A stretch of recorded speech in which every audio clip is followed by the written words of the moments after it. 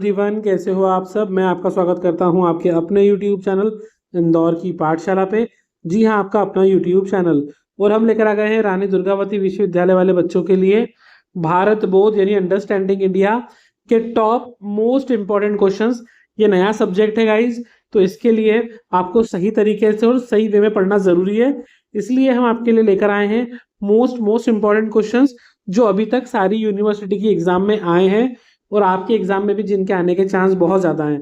तो वीडियो को स्टार्ट करने से पहले जल्दी से आप लोग वीडियो को लाइक कर दो, चैनल को सब्सक्राइब कर दो और बेल आइकन ज़रूर दबाओ ताकि कोई वीडियो आपसे मिस ना हो। तो यूनिट वाइज पढ़ने वाले हैं हम। हिंदी मीडियम वाले बच्चों के लिए पूरा पीडीएफ है, बट इंग्लिश मीडियम वाले बच्चे भी एक बार सुन लो, क्योंकि आपको तभी पता चलेगा कि एग्जाम में डिस्क्राइब कैसे करना है, लिखना कैसे है। तो यूनिट 1 जो है हमारी, वो है भारतीय सभ्यता और संस्कृति से जुड़ा हुआ। पहला क्वेश्चन है, सिंधु सभ्यता की मुख्य विशेषताओं का वर्णन कीजिए। इंग्लिश में इसको इंडस सिविलाइजेशन भी कहते हैं। तो सिंधु सभ्यता, जिसे हड़प्पा सभ्यता के नाम से भी जाना जाता है, आप जानते होंगे सबसे प्राचीन सभ्यता है ये। अपनी अद्भुत नगरीय योजना के लिए विश्व प्रसिद्ध है ये। उस समय का जो इनका नियोजन था, योजना थी, आज भी उसके लिए पूरे विश्व में वो सभ्यता जानी मानी जाती है, क्योंकि वहां पर कुछ विशेषताएं थी, जैसे सुनियोजित शहर। वहां के शहर पूरी तरीके से अच्छी तरीके से बने हुए थे। उस जमाने में भी पकी हुई ईंटों का प्रयोग होता था। वहां पर एक उन्नत जल निकासी प्रणाली थी, मतलब एक बहुत अच्छा ड्रेनेज सिस्टम था। उसके मुकाबले आज भी ड्रेनेज सिस्टम इतना अच्छा नहीं है जो उस समय पे था। यहाँ की सड़कें एक दूसरे को समकोण पर काटती थी। समकोण का मतलब होता है जैसे हम चौराहा बनाते हैं ना, तो इस तरीके से सड़क काटती थी, 4 राहों का समूह वाला, जो आधुनिक नगर योजना का एक उत्कृष्ट उदाहरण है, जो बताता है कि उस जमाने में जो लोग भी सड़क बनाते थे उनमें कितना ज्यादा उनको नॉलेज होगा हर चीज का। इसके अतिरिक्त सिंधु सभ्यता के लोग व्यापार और वाणिज्य में भी कुशल थे। देखो, ये तो था कि वहां पर शहर अच्छे बने हुए थे, पक्की ईंटों का प्रयोग भी करते थे, सड़कें अच्छी थी, लेकिन साथ ही साथ में व्यापार और वाणिज्य ने ट्रेड और कॉमर्स में भी बहुत आगे थे वो लोग। देखिए, लोथल जैसे बंदरगाहों से विदेशी व्यापार के प्रमाण मिलते हैं।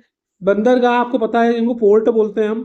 वहां से इस बात के भी साक्ष्य मिलते हैं कि उस समय भी विदेशी व्यापार होता था। यहाँ के लोग कृषि और पशुपालन पर भी निर्भर थे, यानी एग्रीकल्चर के साथ साथ में एनिमल हस्बेंड्री, पशुपालन भी होता था। साथ में उन्नत कृषि तकनीकों का प्रयोग करते थे। उस समय एग्रीकल्चर टेक्नोलॉजी भी इनकी बेस्ट थी। समाज में व्यापारिक वर्ग का महत्व अधिक, और यहाँ की लिपि आज भी एक रहस्य बनी हुई है। जिस तरीके से ये लिपि का यूज करते थे, आज भी लोग उसको बहुत हद तक डिकोड नहीं कर पाते हैं। दूसरा है शास्त्रीय युग, क्लासिकल पीरियड की मुख्य विशेषताओं के बारे में समझाइए। भारतीय इतिहास का शास्त्रीय युग, विशेषकर गुप्त काल हो, कला, साहित्य और विज्ञान के विकास का स्वर्णिम काल माना जाता है इसको। इस काल में संस्कृत साहित्य ने अपनी पराकाष्ठा को प्राप्त किया है, मतलब कि संस्कृत साहित्य अपनी चरम पे था, मतलब बेस्ट था। यहाँ कालिदास जैसे महान कवि हुए हैं, जिन्होंने अभिज्ञान शकुंतलम और मेघदूत जैसी रचनाएं लिखी। आपने बचपन में पढ़ा होगा इनका नाम। विज्ञान के क्षेत्र में आर्यभट्ट जो थे, इन्होंने शून्य और दशमलव प्रणाली का प्रतिपादन भी किया था। यह युग मंदिर वास्तुकला की शुरुआत के भी साक्षी है, मतलब उस समय की वास्तुकला भी बहुत प्रसिद्ध रही है। यहाँ नागर शैली में मंदिरों का निर्माण हुआ है, जो बहुत फेमस है, और आज भी लोग मंदिर का जो निर्माण करते हैं कहीं ना कहीं उसमें नागर शैली का प्रयोग होता है। समाज में स्थिरता थी और राजाओं ने शिक्षा और धर्म को संरक्षण दिया। हम बात कर रहे हैं क्लासिकल पीरियड की, है ना। तो इस पीरियड के जो राजा महाराजा थे, उन्होंने पढ़ाई लिखाई को करने पर जोर दिया, साथ ही में धर्म का भी प्रचार प्रसार किया है। शैली में मंदिरों का निर्माण हुआ है, नागर शैली में। शास्त्रीय युग ने भारत की दार्शनिक और सांस्कृतिक नींव को इतना मजबूत कर दिया है कि आने वाली सदियों तक भारतीय संस्कृति का स्वरूप इससे प्रभावित रहेगा। मतलब सिंपली भाषा में कि शास्त्रीय युग यानी क्लासिकल पीरियड ने भारत की संस्कृति और दार्शनिकता को इतना स्ट्रांग बना दिया है कि आज भी लोग उससे प्रभावित हैं, और बहुत से फॉरेनर्स भी हमारे यहाँ आते हैं, हमारी वास्तुकला को देखते हैं, समझते हैं, उससे इंस्पायर होते हैं। क्वेश्चन थर्ड है, भारतीय समाज में सह अस्तित्व और बहुलवाद की अवधारणा को समझाइए। ये इंपॉर्टेंट क्वेश्चन है, काफी सारी यूनिवर्सिटी एग्जाम में पूछा गया है, फर्स्ट और थर्ड क्वेश्चन। जो पहला क्वेश्चन मैंने आपको बताया सिंधु सभ्यता वाला, और थर्ड क्वेश्चन 2-3 यूनिवर्सिटी एग्जाम में अभी भी आ चुका है फर्स्ट ईयर की। भारतीय समाज की सबसे बड़ी विशेषता इसका बहुलवाद है। बहुलवाद का मतलब क्या होता है कि हमारे यहाँ विभिन्न धर्म हैं, संस्कृतियां हैं, अलग अलग भाषाएं बोली जाती है और अलग अलग विचारधारा के लोग साथ में मिलकर रहते हैं। सह अस्तित्व का अर्थ होता है कि शांतिपूर्ण रहना नहीं, बल्कि एक दूसरे की मान्यताओं का भी सम्मान करना। मतलब ठीक से तो रह रहे हैं, लेकिन ठीक से रहने के साथ साथ एक दूसरे की मान्यताओं को भी स्वीकार करना सीखो। सदियों से यहाँ हिंदू, मुस्लिम, सिख, ईसाई और अन्य धर्म के अनुयायी एक दूसरे के साथ में मिलकर उत्सव में पार्टिसिपेट करते हैं, और इससे ही एक मिली जुली संस्कृति का निर्माण भी होता है। बहुलवाद भारतीय लोकतंत्र का आधार है, जो विविधता में एकता को बढ़ावा देता है। देखिए, आपको ये ध्यान रखना है कि कोई भी क्वेश्चन हो आपको छोड़ना नहीं है, जितना भी लिख सको लिखो, क्योंकि 12th एग्जाम और यूनिवर्सिटी एग्जाम में ये बहुत बड़ा डिफरेंस है। यूनिवर्सिटी में पेजेस भरना ही पड़ेंगे कुछ भी करके। सह अस्तित्व की भावना भारत को दुनिया के अन्य देशों से अलग करती है। हम एक दूसरे के मतभेदों के बावजूद भी प्रेम और करुणा के साथ रहने की प्रेरणा देती है। देखो क्या होता है, आप जानते हैं कि भारत में अनेक धर्म के लोग रहते हैं, जाति के लोग रहते हैं, कई बार इनमें कन्फ्लिक्ट भी होते हैं, लड़ाई झगड़े भी होते हैं, लेकिन फिर भी बाद में लोग मिलजुल के साथ में रहते हैं, जो बाकी विश्व के लिए भी एक प्रेरणा है। अगला प्रश्न आपके सामने है, धर्म और वास्तुकला, संगीत, नाटक और लोक परंपराओं के सांस्कृतिक प्रतीकों का विश्लेषण कीजिए। तो भारतीय संस्कृति के सांस्कृतिक प्रतीक हमारे जीवन के हर पहलू को स्पर्श करते हैं। हमारे यहाँ की मंदिर जो वास्तुकला है वो केवल ईंट पत्थरों की संरचना नहीं है, बल्कि ब्रह्मांड और ईश्वर के प्रति हमारी श्रद्धा का प्रतीक है। जब हम मंदिर जाते हैं, आप में से बहुत से लोग अगर मथुरा वृंदावन गए हों या अयोध्या गए हों या कोई भी मंदिर जाते हैं, हम खाटू श्याम जी जाते हैं, सावरिया सेठ जाते हैं, तो हम वहाँ की बनावट जो होती है मंदिर की, उसकी सुंदरता का तो वर्णन करते ही, लेकिन वहां जाकर जो हमें शांति मिलती है या हमें ईश्वर का अनुभव होता है, वो हमारे लिए एक श्रद्धा और आस्था का प्रतीक है। शास्त्रीय संगीत जैसे हिंदुस्तानी हुआ, कर्नाटक संगीत हो गया, या लोक संगीत की भावना की अभिव्यक्ति के माध्यम है ये। नाटक और जो लोकगीत होते हैं या जो लोक परंपराएं होती हैं, जैसे रासलीला, यशगान, प्राचीन पौराणिक कथाओं को जीवित रखती है। कई बार आप देखते हो कि बहुत जगहों पे गाँव में आज भी अलग अलग नाटक होते हैं, जहाँ पर लोग प्रभु श्री राम का चरित्र निभाते हैं, हनुमान जी का चरित्र निभाते हैं, रामायण के ऊपर पूरा बेस्ड नाटक होता है, और समाज को नैतिकता का पाठ पढ़ाते हैं। ये प्रतीक न केवल अतीत से जुड़ने का साधन है, बल्कि यह हमारी पहचान और मूल्यों को आने वाली पीढ़ी तक पहुंचाने का कार्य भी करते हैं। देखिए, आपको जो भी अपने कल्चर के बारे में, अपनी संस्कृति के बारे में पता है, वो या तो आपके माता पिता ने बताया है या दादा दादी ने बताया है, उनको उनके पेरेंट्स ने बताया है। इस तरीके से ये चलता आ रहा है और आने वाली पीढ़ी तक भी बात पहुंचती रहेगी। इनका अध्ययन करने के लिए या करने से हमें समझ में आता है कि कैसे कला और धर्म ने मिलकर भारतीय समाज के ताने बाने को बुना है। हमारे लिए कला भी उतनी इम्पोर्टेंट है और धर्म भी इम्पोर्टेंट है। हमारा अगला प्रश्न है, वासुदेव कुटुंबकम और सर्वे भवन्तु सुखीन के सिद्धांत के महत्व को समझाइए। Again important question. वासुदेव कुटुंबकम का मतलब क्या होता है कि पूरी पृथ्वी ही एक परिवार है। यह सिद्धांत भारत की प्राचीन वैश्विक दृष्टि को दर्शाता है, जहां हम केवल अपने लिए नहीं बल्कि पूरे विश्व के कल्याण की कामना करते हैं। आपको पता है वासुदेव कुटुंबकम का जो सिद्धांत है वो भारत से दिया गया है। इसका मतलब यही होता है कि पूरा विश्व जो एक परिवार के रूप में मिलजुल के साथ में रहता है और हम सबके कल्याण की कामना करते हैं। दूसरा है सर्वे भवन्तु सुखिनः। इसका मतलब क्या होता है बेटा कि सब सुखी रहे, सब क्या रहें, सुखी। तो दोनों ही सिद्धांत ये बताते हैं कि भारत कैसे शांतिवाद और मानवता इनका स्तंभ है। आज अगर हम बात करें कि वैश्विक युग में जहां लोग युद्ध और संघर्ष की स्थिति में बने रहते हैं, ये सिद्धांत अत्यधिक प्रासंगिक हो गए हैं और ये हमें सिखाते हैं कि हमें अगर सुख चाहिए तो हमें अकेले नहीं रहना, पूरे समाज और मानवता को साथ में रखना है। इनका पालन करने से ही विश्व में शांति और सह अस्तित्व का सपना साकार हो सकता है। अन्यथा कभी भी विश्व में शांति नहीं हो पाएगी अगर हम इनके सिद्धांतों को नहीं मानते हैं। तो ये यूनिट 1 के टॉप क्वेश्चंस थे। नया सब्जेक्ट है, इसलिए आपको समझना पड़ेगा, तभी कॉपियां भर पाओगे वहां पर। सेकेंड यूनिट है वैदिक सिद्धांत और संविधान। वैदिक राज्य सिद्धांत से आप क्या समझते हैं? देखिए, वैदिक काल में राज्य की अवधारणा पूरी तरीके से धर्म पर आधारित थी। हम बात करें वैदिक कालों में, तो वहां पर जो भी राज्य चलता था वो धर्म के आधार पर चलता था। धर्म का अर्थ केवल पूजा पाठ नहीं था, बल्कि धर्म का मतलब था कि अपने कर्तव्यों का पालन करना। राजा जो थे उनका मुख्य कार्य था कि प्रजा की रक्षा करना है, उन्हें न्याय प्रदान करना है। और जो राजा की सभा या समिति होती थी वो राजा की निरंकुशता पर अंकुश लगाने का काम करती थी। वो प्रशासन में जनता का प्रतिनिधित्व भी करती थी। वैदिक राज्य में राजा स्वयं कानून का निर्माता नहीं होता था, बल्कि का पालन करवाता था, उनका रक्षक था कानून का। आज के आधुनिक लोकतांत्रिक ढांचे में भी हम देखते हैं कि राज्य का मुख्य उद्देश्य क्या होता है? जन कल्याण करना।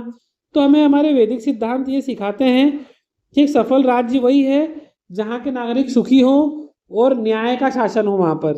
ठीक है। अगला, संविधान में वैदिक सिद्धांतों का प्रतिबिंब कहाँ कहाँ मिलता है? ये क्वेश्चन इंपॉर्टेंट हो गया आपके लिए। देखिए, इंपॉर्टेंट से आ रही है, बट जो मैं आपको स्पेशली बता रहा हूँ इनको आपको बिल्कुल मिस नहीं करना है। पहले आपको ये क्वेश्चन याद करना है। पहला है बेटा, भारतीय संविधान में वैदिक सिद्धांतों का प्रतिबिंब स्पष्ट रूप से प्रस्तावना यानी प्रियम्बल और नीति निर्देशक तत्व डायरेक्टिव प्रिंसिपल्स में दिखाई देता है। मतलब अगर आपने कभी संविधान देखा हो, पढ़ा हो, तो आपको पता होगा कि संविधान का जो मुख्य पृष्ठ होता है पहला, उसको प्रियम्बल बोलते हैं अपन, प्रस्तावना हिंदी में। और एक है DPSP, directive principle of state policy, जो राज्यों के लिए दिशा निर्देश होते हैं। वहां पर आपको हमारे वैदिक सिद्धांत देखने को मिलते हैं। कैसे? तो भारत संविधान जो होता है उसमें धर्मनिरपेक्ष स्वरूप और सभी नागरिकों को समान अवसर प्रदान करना वैदिक काल के उस सिद्धांत से प्रेरित है जो सबके कल्याण की बात करता है। आपको पता है हमारे यहाँ पे धर्मनिरपेक्षता है, भाई सब धर्मों का हम आदर सम्मान करते हैं ना। साथ ही में समाज में न्याय और समानता का सिद्धांत भी है, जो हमें हमारे मौलिक अधिकार यानी फंडामेंटल राइट्स में मिलता है, ये भी आपने पढ़ा होगा। वैदिक काल के उस न्यायपूर्ण समाज की याद दिलाते हैं जहां राजा का धर्म प्रजा की सेवा करना होता था, जो मैंने आपको पहले समझाया। संविधान द्वारा नागरिक को दिए गए अधिकार और कर्तव्य वैदिक काल के उस जीवन दर्शन को आधुनिक भाषा में व्यक्त करते हैं जहां व्यक्ति के अपने प्रति और समाज के प्रति कुछ निश्चित कर्तव्य होते हैं। यानी कि बता रहे हैं कि कैसे संविधान ने नागरिक को अधिकार भी दिए, कर्तव्य भी दिए हैं, और जो अधिकार कर्तव्य हमको मिले हैं इनको फंडामेंटल राइट्स और फंडामेंटल ड्यूटीज बोलते हैं हम। वो कहीं ना कहीं हमें ये बताते हैं कि वैदिक काल में जैसे इंसानों का था कि भाई खुद के प्रति और समाज के प्रति भी काम करना चाहिए, आपका कर्तव्य है, उसके बारे में याद दिलाते हैं। अगला क्वेश्चन है, भारतीय संविधान में मौलिक अधिकारों का वर्णन कीजिए। Very very important. देखिए, मौलिक अधिकार कुल मिला के 6 होते हैं। मुख्यतः कितने होते हैं? 6। तो भारतीय संविधान के भाग 3 पार्ट 3 में नागरिकों को मौलिक अधिकार प्रदान किए गए हैं जो व्यक्ति के गरिमापूर्ण जीवन और विकास के लिए महत्वपूर्ण है। देखिए, जो भी व्यक्ति भारत में जन्म लेता है उसको ये फंडामेंटल राइट्स मिलते हैं। इनके मुख्य रूप से कौन कौन से अधिकार हैं? पहला, समानता का अधिकार, कि भाई लॉ की नज़रों में सब लोग बराबर रहेंगे, समान रहेंगे, किसी पे भी कोई भेदभाव का मतलब भेदभाव नहीं होगा। तो ये चीज़ें हमको कहाँ से मिली है? संविधान से। दूसरा है बेटा स्वतंत्रता का अधिकार, अनुच्छेद 19 से 20, कि सभी लोग फ्री रहेंगे, कोई किसी को पकड़ के अरेस्ट करके बंद नहीं करेगा इस तरीके से। शोषण के विरुद्ध अधिकार, कोई किसी को एक्सप्लॉइट नहीं करेगा, ठगेगा नहीं, परेशान नहीं करेगा, कोई भी एम्प्लॉयर है ना, तो शोषण नहीं करना किसी का भी। धर्म की स्वतंत्रता, सब लोग अपने अपने धर्म का पालन कर सकते हैं, कोई किसी को फोर्स नहीं करेगा। इसके बाद है संस्कृति और शिक्षा संबंधित अधिकार, अनुच्छेद 29-30 कि भाई आपको अपनी संस्कृति का पालन करने का अधिकार है, शिक्षा संबंधित अधिकार है, राइट टू एजुकेशन वगैरह। संवैधानिक उपचारों का अधिकार, ये 32 को संविधान की आत्मा भी कहा जाता है। अगर कोई आपका अधिकार छीनता है तो आप सुप्रीम कोर्ट के पास सीधे जा सकते हो रिट फाइल करने। तो यह अधिकार केवल नागरिकों को सरकार की मनमानी से नहीं बचाते, बल्कि उनको स्वतंत्र सम्मानित जीवन जीने की गारंटी भी देते हैं। यह सरकार इन अधिकारों का हनन करती है या करना चाहती है तो नागरिक सीधे सर्वोच्च न्यायालय, सुप्रीम कोर्ट ऑफ इंडिया में जा सकते हैं और इन अधिकारों का संरक्षण कर सकते हैं। अगला प्रश्न है, भारत में संविधान में नागरिक कर्तव्यों का क्या महत्व है। देखिए, नागरिक कर्तव्य जैसे आपको फंडामेंटल राइट्स है, वैसे कुछ फंडामेंटल ड्यूटीज भी है। इनको नागरिक कर्तव्य या अपन मौलिक कर्तव्य भी कह सकते हैं। इनके बारे में भी आप पहले पढ़ चुके हो। संविधान द्वारा नागरिकों को अधिकार तो दिए गए हैं, पर साथ में कुछ कर्तव्य भी दिए गए हैं। तो अनुच्छेद 51A के तहत वर्णित ये नागरिकों के कुछ उत्तरदायित्व हैं जो हमें फॉलो करना पड़ते हैं, जैसे कि राष्ट्र ध्वज का सम्मान करना, नेशनल फ्लैग का, संविधान का पालन करना चाहिए, देश की एकता और अखंडता को बनाए रखना चाहिए, देश का बंटवारा ना हो, देश में जो एकता है वो बनी रहे, सार्वजनिक संपत्ति की रक्षा करना चाहिए, जो पब्लिक प्रॉपर्टी होती है उनको नुकसान नहीं पहुंचाना चाहिए। इन कर्तव्यों का महत्व ये है कि एक जिम्मेदार नागरिक तैयार करना। अधिकार हमको बिल्कुल व्यक्ति के रूप में ऊंचा उठाते हैं, लेकिन कर्तव्य हमें समाज के प्रति सजग बनाते हैं। जब नागरिक अपने कर्तव्यों का पालन करते हैं तो देश का विकास हो जाता है, क्योंकि अधिकार और कर्तव्य में संतुलन होना बहुत जरूरी, तभी देश का विकास हो सकता है। सिर्फ अधिकार दे दें और कर्तव्य ना दें तो भी ये सही नहीं होता है। ये एक और इम्पोर्टेंट क्वेश्चन है। देखिए, फंडामेंटल राइट्स, फंडामेंटल ड्यूटीज यानी मौलिक अधिकार, मौलिक कर्तव्य और लोकतांत्रिक प्रक्रिया में युवा नागरिकों की भूमिका, ये तीनों क्वेश्चन इंपॉर्टेंट है। आप ये मान के चलिए तीनों में से एक या दो पेपर में आपके आएंगे एग्जाम में, आप पढ़िए। इसका आंसर है लोकतंत्र में युवा नागरिकों की भूमिका सबसे महत्वपूर्ण होती है। देखिए, जो भी यंगस्टर्स हैं वो डेमोक्रेसी के मतलब मेन रोल प्ले करने वाले हैं अभी तो, क्योंकि वे न केवल देश का भविष्य है बल्कि वर्तमान का सबसे सक्रिय हिस्सा भी है। डेमोक्रेसी के लिए जो यूथ है, युवा जो लोग हैं, वो ही इम्पोर्टेंट है और वही आने वाले समय में जो है राजनीति में आएंगे, पॉलिटिक्स में आएंगे और देश का भविष्य बनेंगे। तो युवा अपनी जो नई ऊर्जा है उनमें, नए नए विचार हैं आप लोगों में, आधुनिक विचारधाराओं के माध्यम से देश को एक नई डायरेक्शन दे सकते हैं। डेमोक्रेसी में जो वोट डालने की प्रक्रिया होती है उसमें भी भाग लेना युवा का पहला काम होता है। जैसे 18 साल का बच्चा हो जाता है उसको ज़रूर वोट देना चाहिए, क्योंकि उनका एक वोट देश की सरकार बदल सकता है। देखिए, बहुत से लोग वोट देने नहीं जाते ये सोच के कि एक वोट से क्या फ़र्क पड़ जाएगा, लेकिन ऐसे ही एक एक करके काफ़ी इम्पैक्ट पड़ जाता है। इसके अलावा सामाजिक गतिविधियां, आंदोलन, स्वयंसेवी संस्था के माध्यम से युवा समाज में जो कुरीतियां हैं उनको समाप्त करने में भूमिका निभाता है। जब युवा पढ़ा लिखा होगा, जागरूक होगा, तो ही उससे सही और गलत का सही ढंग से चुनाव करने की क्षमता बनेगी। देखिए, वरना किसी की बातों में आके आप प्रोटेस्ट करने नहीं जा सकते। सही और गलत का आपको अनुभव होना चाहिए, नॉलेज होना चाहिए, और वो तभी आता है जब आप पढ़ लिख लेते हैं, जिसमें पूरा लोकतांत्रिक ढांचा और मजबूत होता है। अगर आप पढ़े लिखे हैं, जागरूक हैं, तो ही देश के उज्जवल भविष्य में आप अपना योगदान दे सकते हैं। यूनिट 3A शिक्षा और ज्ञान परंपरा। भारतीय ज्ञान परंपरा में वेदों और उपनिषदों की भूमिका क्या है, यह बताना है आपको। देखो, जो भारतीय ज्ञान परंपरा है उसमें वेद और उपनिषदों पर ही आधारित है। वो तो हजारों वर्षों से जो भी हमारे पास ज्ञान का भंडार है वो यहीं से है। वेद हमारे 4 है, ऋग्वेद, सामवेद, यजुर्वेद और अथर्ववेद। ये सिर्फ हमारे लिए एक धार्मिक ग्रंथ नहीं है, लेकिन इन सारे वेदों में खगोल विज्ञान के बारे में, चिकित्सा के बारे में, गणित के बारे में और जीवन जीने की कला का भी वर्णन मिलता है। जो हमारे उपनिषद है वो भारतीय दर्शन के शिखर हैं, जिसमें ये बताते हैं कि आत्मा और ब्रह्म के बारे में क्या है, उनमें क्या संबंध है। उपनिषदों ने मनुष्य को यह सिखाया है कि सत्य की खोज केवल बाहरी नहीं होती, बल्कि स्वयं के भीतर करनी चाहिए। ये ग्रंथ हमें सही गलत के बीच का अंतर बताते हैं, वो ये बताते हैं कि हमें ईश्वर के प्रति हमेशा आस्था रखनी चाहिए। आज के समय में भी ये ग्रंथ वैज्ञानिक और दार्शनिक दृष्टिकोण के समन्वय एक उत्कृष्ट उदाहरण प्रस्तुत कर रहे हैं।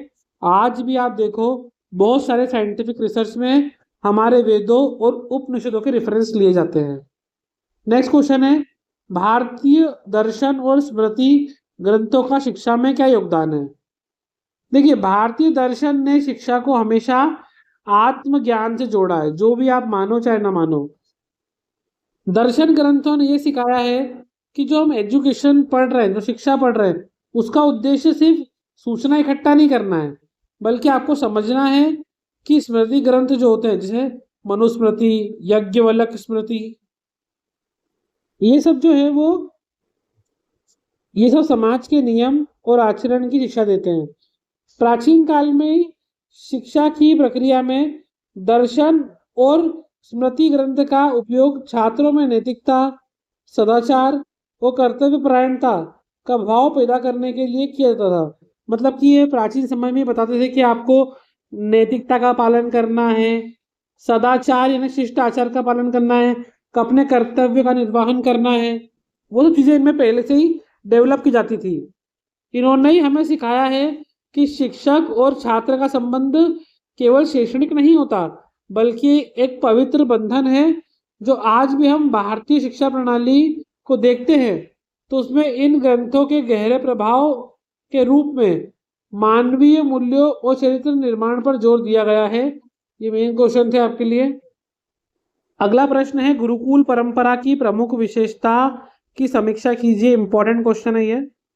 जैसा कि आप सब लोग जानते हैं कि गुरुकुल परंपरा जो है वो प्राचीन भारत की शिक्षा पर आधारित है। पुराने समय से ही हमारे यहाँ जो शिक्षा का स्थान था वो गुरु का आश्रम होता था, जहाँ पे आपने देखा होगा कि शांत प्राकृतिक वातावरण में गुरु एक अपना आश्रम बना के रखते थे। गुरुकुल की सबसे बड़ी विशेषता ये होती थी, गुरु जो है ना वो बिल्कुल शिष्य के ऊपर उनकी क्षमता, उनकी रुचि के अनुसार उनको शिक्षा देते थे। छात्र यहाँ रहकर न केवल किताबी ज्ञान लेते थे, बल्कि उनको खाना बनाना, लकड़ी काटना, घरेलू काम काज भी सिखाते थे। आपने देखा होगा जैसे प्रभु श्री राम जी उनके भाइयों के साथ भी आश्रम में रहते थे, श्री कृष्ण जी भी आश्रम गए थे। ये गुरुकुल परंपरा हमारे भारतीय इतिहास में काफी समय से चली आ रही है, जिसमें उनमें स्वावलंबन और विनम्रता आती है। यहाँ शिक्षा शुल्क नहीं बल्कि गुरु दक्षिणा दी जाती है, जो गुरु के प्रति सम्मान का प्रतीक थी। और जो गुरुकुल है वो हमें सिखाता है कि शिक्षा केवल दिमाग का विकास नहीं होता, चरित्र का निर्माण भी होता है। यहाँ शिष्य और गुरु का संबंध माता पिता और बच्चे जैसा होता है, ये आप सभी को पता होगा। देखिए, अगर ऐसे क्वेश्चन आ जाते हैं तो आप इनको अलग अलग पहले पॉइंट बना के फिर डिटेल में डिस्क्राइब करिए, जितना हो सके उतना लिखिए आप, क्योंकि आप ये मान के चलिए कि अगर आपको 2 से 3 पेज तो भरना ही पड़ेंगे। ये मैं आपको बिल्कुल आइडियल आंसर बता रहा हूँ, अब इसके अकॉर्डिंग आप इनको ऐड करके बस आपको लिखना है। देखिए, अगर आप आंसर एक्सप्लेन नहीं करेंगे मार्क्स नहीं मिलेंगे। फिर आप ये मत समझना कि सर हमने तो पूरे क्वेश्चन अटेम्प्ट करे, अच्छा लिखा, फिर क्या हुआ। कॉपी भरना यूनिवर्सिटी एग्जाम में काफी इंपॉर्टेंट है। नेक्स्ट क्वेश्चन है, छात्र केंद्रित शिक्षा, स्टूडेंट सेंटर्ड लर्निंग क्या है? ये क्वेश्चन भी बहुत सारी एग्जामों में आ चुका है। इस साल पहली बार सब्जेक्ट ऐड हुआ है, लेकिन फर्स्ट ईयर के जितने भी पेपर हुए हैं वहां पर आया हुआ है ये। छात्र केंद्रित शिक्षा का अर्थ क्या है? तो इसका अर्थ यह है कि शिक्षा का केंद्र छात्र है, न कि शिक्षक या पाठ्यक्रम।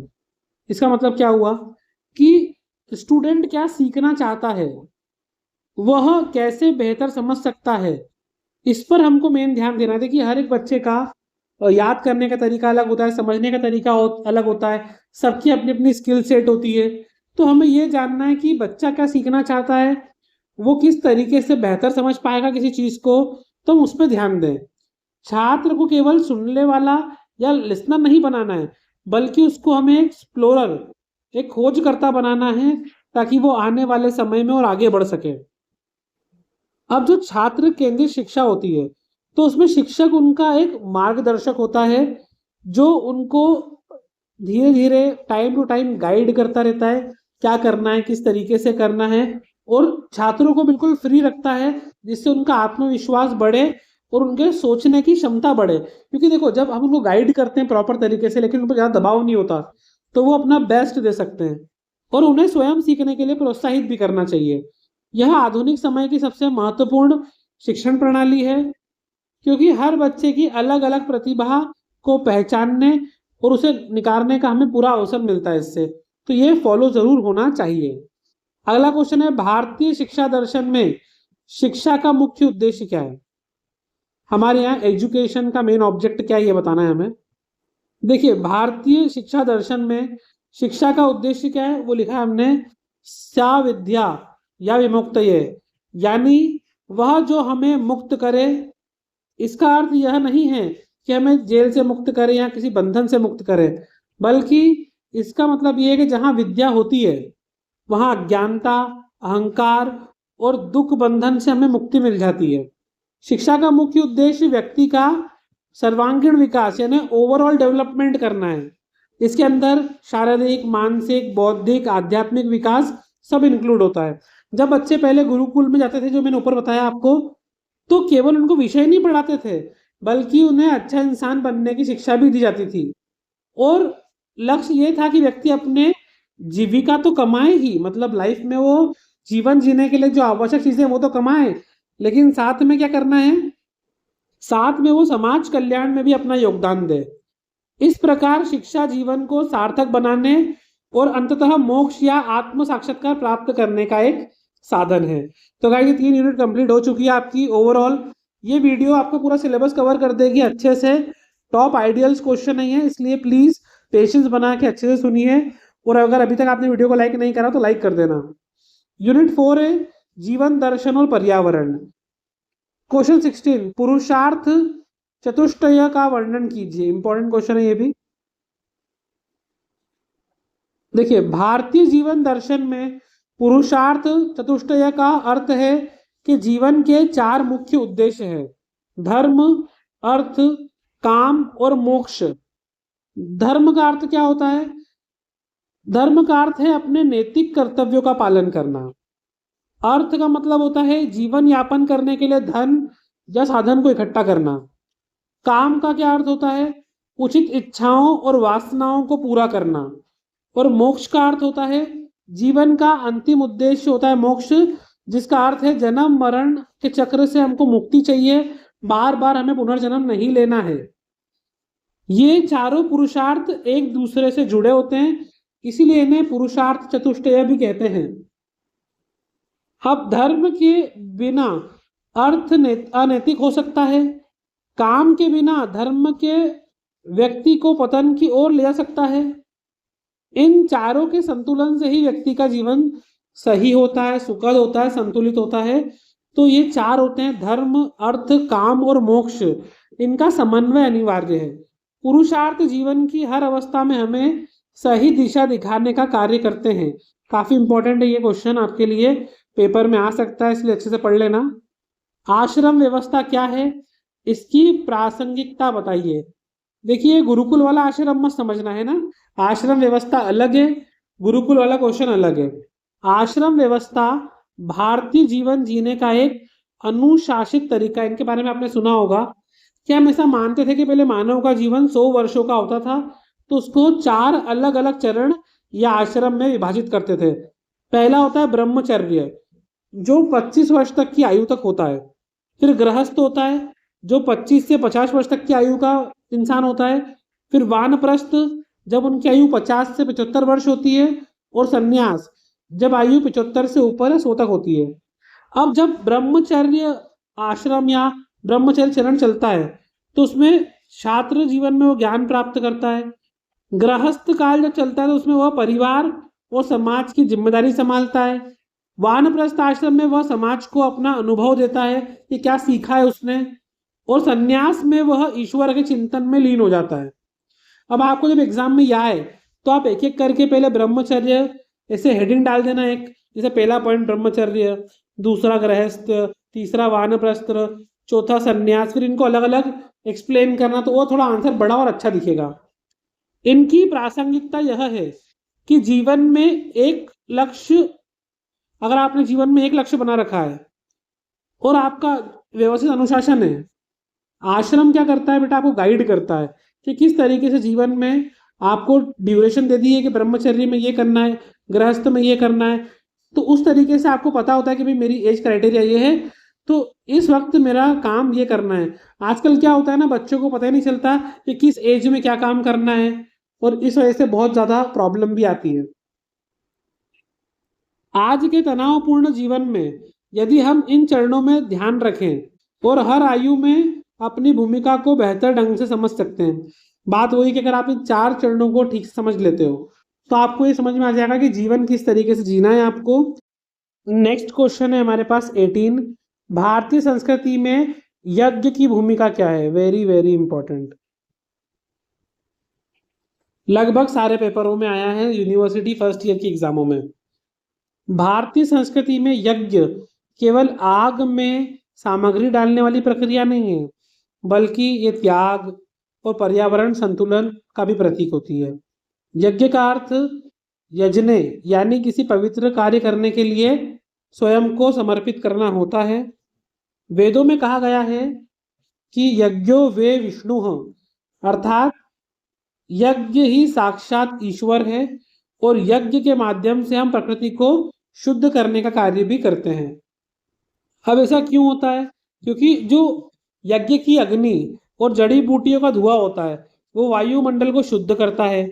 यह सामूहिक एकता का भी प्रतीक होता है, जहाँ समाज में लोग एक साथ मिलकर बैठते हैं, आपस में एक दूसरे की मंगल की कामना करते हैं। यज्ञ हमें सिखाता है कि जो हम प्रकृति से लेते हैं हमें उसे वापस भी करना चाहिए, जो कि आज की पर्यावरणीय समस्या का सबसे बड़ा समाधान है। आप देखते हैं कि जहाँ पर भी यज्ञ होते हैं, पूजा पाठ होते हैं, हवन होते हैं, तो वहाँ पे किस तरीके से सभी लोग मिलकर यज्ञ करते हैं।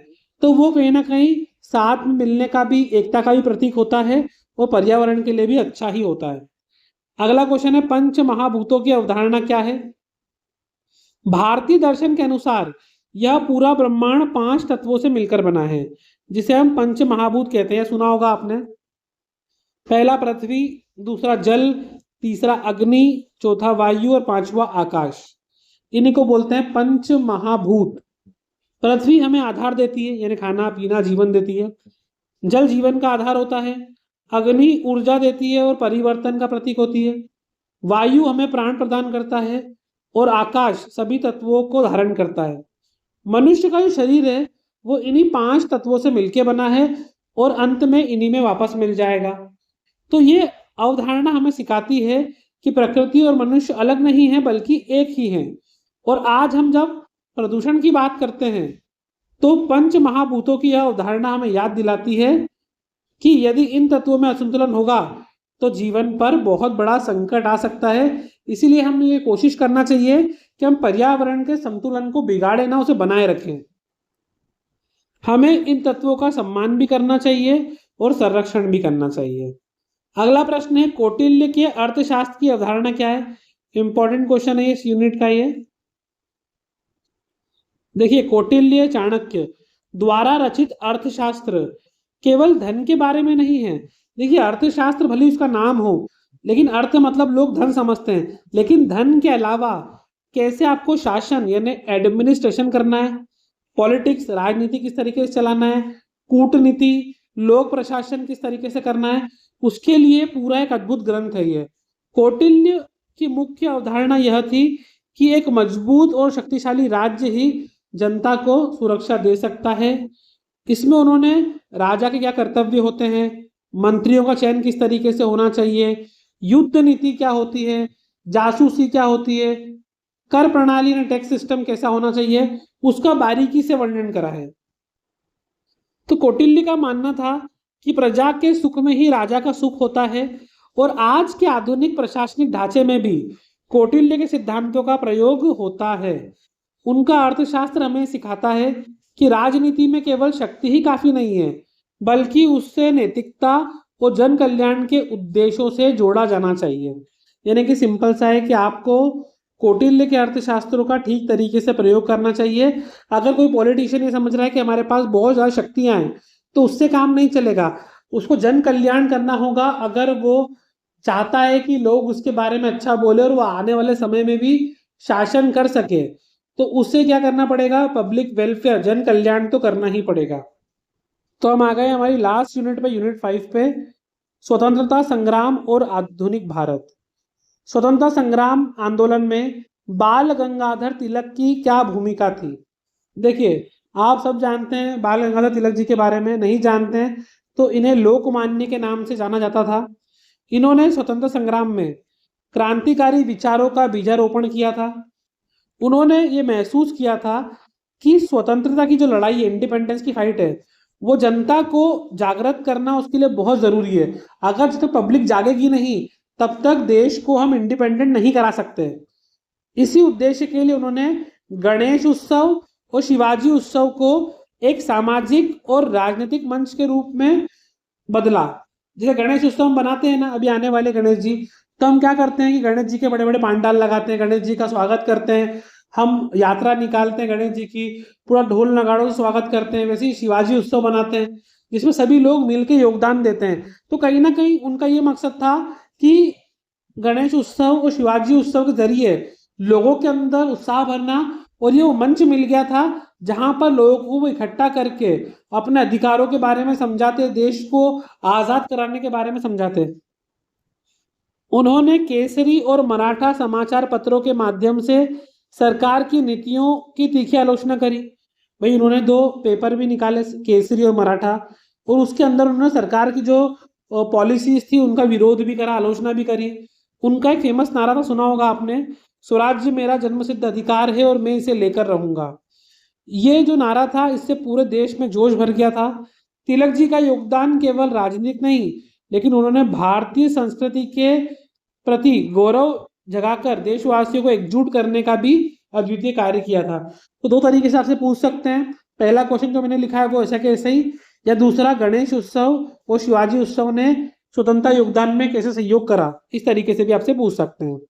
अगला क्वेश्चन है, भारतीय स्वतंत्रता संग्राम में सांस्कृतिक पुनर्जागरण का क्या महत्व है। ये इंपॉर्टेंट क्वेश्चन है। भारतीय स्वतंत्रता संग्राम, जिसे जहां पर इंडिपेंडेंस की मूवमेंट चल रही थी इतनी ज्यादा, तो उसमें सांस्कृतिक पुनर्जागरण का क्या महत्व था।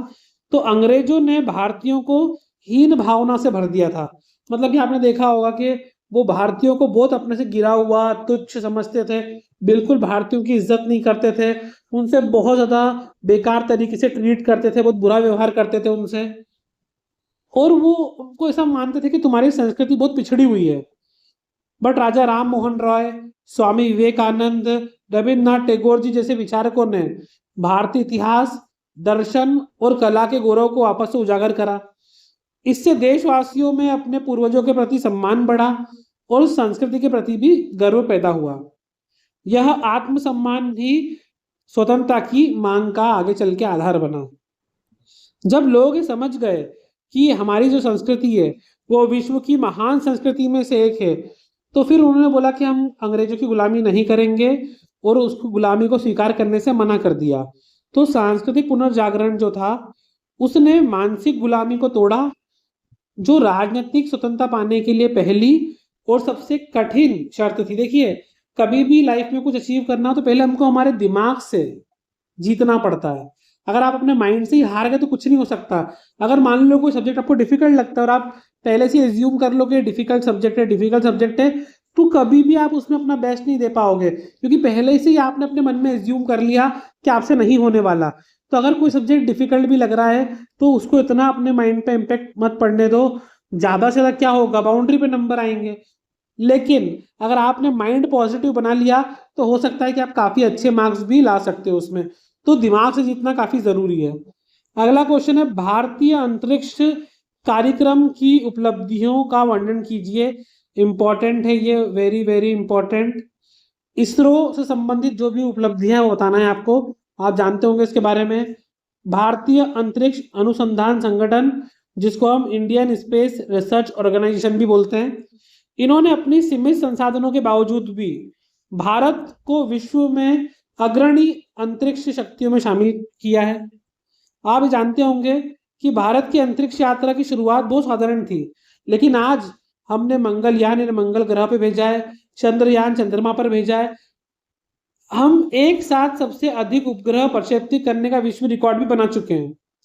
भारतीय अंतरिक्ष कार्यक्रम की सबसे बड़ी विशेषता यह है कि इनकी लागत प्रभावशीलता और आत्मनिर्भरता, यानी कि हम कम से कम लागत में हम मंगल तक पहुंच गए हैं, चंद्रमा तक पहुंच गए हैं। आज हम न केवल अपने लिए बल्कि अन्य देशों के लिए भी उपग्रह बना बना के भेज रहे हैं। इन उपलब्धियों ने न केवल विज्ञान में भारत का सम्मान बढ़ाया है, बल्कि दूरसंचार हुआ, कृषि हुआ, आपदा में प्रबंधन, इनमें भी देश को आत्मनिर्भर बनाया है। यह भारत के लिए गौरव का विषय है। देखिए, आज जो हमारी स्पेस टेक्नोलॉजी है, उसी की वजह से कहीं ना कहीं कम्युनिकेशन स्ट्रांग हुआ है, एग्रीकल्चर पे उनका अच्छा इम्पैक्ट हुआ है, डिजास्टर मैनेजमेंट कर सकते हैं हम इजीली। तो ये काफी अच्छा और हमारे देश के लिए महत्वपूर्ण था। अगला प्रश्न है, आत्मनिर्भर भारत में परंपरा और नवाचार का एकीकरण क्यों है? आत्मनिर्भर भारत स्कीम अभी लेटेस्ट की है, तो एग्जाम में आपके पूछे जाने के चांस काफी ज्यादा हैं इसके। आत्मनिर्भर भारत का उद्देश्य देश को आर्थिक और तकनीकी रूप से स्वावलंबी बनाना है। आर्थिक भी, इकोनॉमिकली भी और टेक्निकल भी। स्वावलंबी मतलब आत्मनिर्भर बनना, दूसरों के ऊपर डिपेंड नहीं रहना। इसके लिए परंपरा और नवाचार दोनों का एकीकरण होना जरूरी है। हम अपनी परंपरा को भी नहीं छोड़ सकते, साथ में नवाचार भी जरूरी है। परंपरा हमें हमारी जड़ों से जोड़ती है, नैतिक मूल्यों और स्वदेशी ज्ञान से जोड़ती है, जो हमारे विकास का आधार है। लेकिन जो नवाचार है वो हमें आधुनिक तकनीक और वैश्विक प्रतिस्पर्धा में आगे बढ़ाने में मदद करता है। यदि हम केवल नवाचार के पीछे भागेंगे, सिर्फ मॉडर्नाइजेशन के पीछे भागेंगे, तो हम अपनी पहचान खो देंगे। और अगर हम केवल सिर्फ हमारी परंपरा में उलझे पड़े रहेंगे, ट्रेडिशन में, तो हम बाकी दुनिया से पीछे रह जाएंगे। तो परंपरा हमें दिशा देती है और नवाचार हमें गति प्रदान करता है। तो दोनों का संतुलन ही मेक इन इंडिया जैसी पहल को सफल बनाता है और भारत को एक विश्व गुरु के रूप में पुनर्स्थापित करने में योगदान प्रदान कर रहा है, और हो भी सकता है। यह है लास्ट क्वेश्चन और इम्पोर्टेंट क्वेश्चन, बहुध्रुवीय विश्व व्यवस्था में भारत की भूमिका क्या है? देखिए, पहला बाकी क्वेश्चन कर लेना, बहुध्रुवी वाला आप लास्ट में पढ़ सकते हो। गाइज, अगर आपको इसका पीडीएफ चाहिए तो वो किस तरीके से ले सकते हो, मैं डिस्क्रिप्शन बॉक्स में डाल दूंगा, आप एक बार चेक कर लेना। आज का विश्व बहुध्रुवीय यानी मल्टीपोलर है, जिसका अर्थ है कि दुनिया की सत्ता किसी एक देश के हाथ में नहीं है। ऐसे में भारत की भूमिका बहुत महत्वपूर्ण हो गई है। जो हमारा भारत है, ये तेजी से उभर तो रहा है आर्थिक शक्ति के रूप में, लेकिन साथ में हम विश्व में शांति, लोकतंत्र और सह अस्तित्व के मूल्यों को अभी संवाहन कर रहे हैं। हम विश्व के लिए एक प्रेरणा है, जो बता रहे हैं कि किस तरीके से हम शांति दूत बने रहते हैं, हम डेमोक्रेसी चला रहे हैं, और हमारे यहाँ अनेकता में भी एकता है। भारत ने हमेशा ही वासुदेव कुटुंबकम के सिद्धांत के साथ कूटनीति की है, जिसके कारण दुनिया के लगभग सभी बड़े देश भारत को एक विश्वसनीय साझेदार के रूप में देखते हैं। आप देखते हैं कि बहुत सारी कंपनियां भारत में आ रही हैं। मोदी जी जब विदेश यात्रा करते हैं और बहुत सारा वहां से हमारे लिए व्यापार आता है, तो कहीं ना कहीं वासुदेव कुटुंबकम के सिद्धांत और जो हमारा कल्चर है, ट्रेडिशन है, उसकी वजह से ही बहुत सारे विश्व के अलग अलग देश हमारे देश में आकर व्यापार कर रहे हैं, और वैश्वीकरण की वजह से ही हम ग्रोथ भी कर पा रहे हैं। ग्लोबल साउथ की आवाज बनकर भारत विकासशील देशों का नेतृत्व कर रहा है। अपनी स्वतंत्र विदेशी नीति के माध्यम से भारत विश्व व्यवस्था में एक संतुलन बनाने वाला देश बन के उभरा है, जो शांति और सहयोग की दिशा में काम करता है। तो गाइज, ये आपका पूरा सिलेबस कवर करवा दिया है मैंने। इंग्लिश मीडियम वाले बच्चों को अगर वीडियो चाहिए तो उसकी लिंक भी मैं डिस्क्रिप्शन बॉक्स में डाल दूंगा, आप वहां जाकर वीडियो देख सकते हैं अच्छे से। और अगर इंग्लिश मीडियम की भी पीडीएफ चाहिए तो उसके लिए भी मैं डिस्क्रिप्शन बॉक्स में आपको पूरा सिस्टमेटिक प्रोसेस बता दूंगा। और हाँ, अगर आपको कोई भी प्रॉब्लम हो, कोई डाउट हो, तो प्लीज़ हमें इंस्टाग्राम पे फॉलो करके वहाँ आप डीएम कर सकते हैं। और अगर अभी तक आपने सब्सक्राइब नहीं करा हो तो सब्सक्राइब करके बेल आइकन ज़रूर प्रेस कर दो, क्योंकि आप किसी भी स्ट्रीम से हो, सारी वीडियोस आपको यहीं पर मिलने वाली हैं।